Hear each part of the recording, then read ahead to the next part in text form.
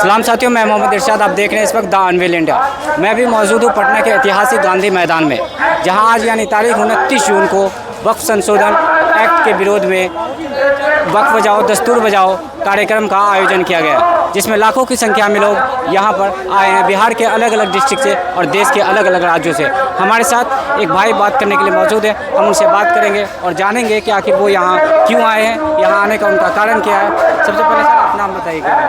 जी, मेरा नाम शाहजहां हुआ और मैं अररिया से हूँ। ठीक है, हमारे आने का मकसद और उद्देश्य एक ही है कि ये जो सरकार है ना, हम लोगों पे जो ये गलत तरीके का जो आरोप लगा रहा है एकदम बिल्कुल, और जो हमारी संपत्ति थी और उस पर एकदम बिल्कुल इन्होंने ये कहा कि ये ज़मीन और जो जब से ये वक्फ ज़मीन आई है मदरसे हम मस्जिद है सिर्फ इसको तोड़ने का काम करती है। हाँ, और अब बात ये भी आती है कि कागज़ दिखाओ।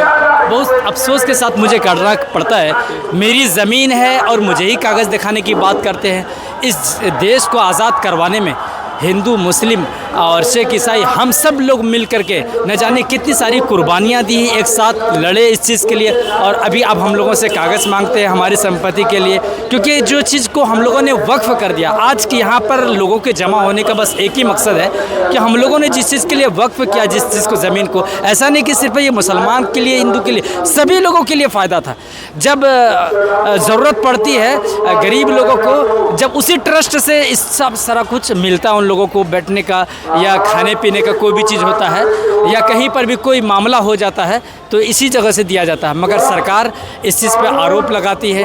सरकार ये कहती है कि यह कानून मुसलमानों के हित में है, मुसलमान पंक्चर बनाता है। अगर ये कानून आ जाता है तो इससे वक्फ की प्रॉपर्टी का सही यूटिलाइज होगा और ये यहाँ से जो पैसा आएगा वो मुसलमानों के हित के लिए काम में आएगा।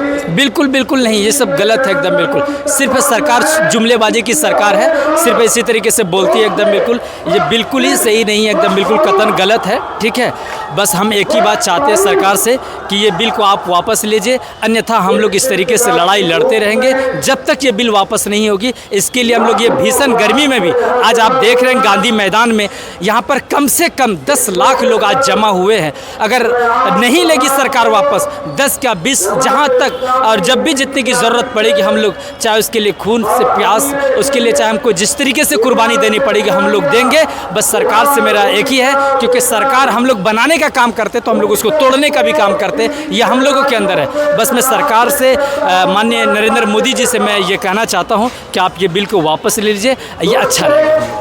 बिहार में चुनाव है और बिहार की जो वर्तमान सरकार है उन्होंने इस वक्फ बोर्ड बिल का जो है समर्थन किया था, उस पर आपका क्या कहना है इस सरकार को लेकर? हाँ, समर्थन किया है तो आने वाला वक्त है ना, वो समझ में आ जाएगा सरकार को कि समर्थन किए तो हम लोगों को कितना उसका बुरा परिणाम हुआ होगा। हमने सरकार बनाया था सिर्फ समर्थन करने के लिए नहीं, हम सरकार इसलिए बनाए थे कि विरोध करने के लिए, क्योंकि हमको ये सब चीज़ नहीं, जहाँ पर आप गलत है गलत के साथ रहिए, अच्छे के साथ रहिए एकदम बिल्कुल। तो सरकार सिर्फ हम लोगों ने अच्छा के लिए सरकार बनाया था नीतीश कुमार जी को, मगर अब इस तरीके से जो ये गलत काम कर रहे हैं ना, फिर आने वाला जो इलेक्शन है उनको समझ में आ जाएगा कि क्या एकदम। मेरे आपका क्या नाम है? मेरा नाम मुदस्सिर है और अभी हम लोग पटना में, मुदस्सिर है मेरा नाम, और हम लोग जो पटना में अभी यहाँ पे गांधी मैदान में जमा हुए हैं वक्फ बिल के ख़िलाफ़, उसके अगेंस्ट में, और सरकार से मीडिया के माध्यम से कहना चाहते हैं कि सरकार को इस बिल को वापस लेना पड़ेगा।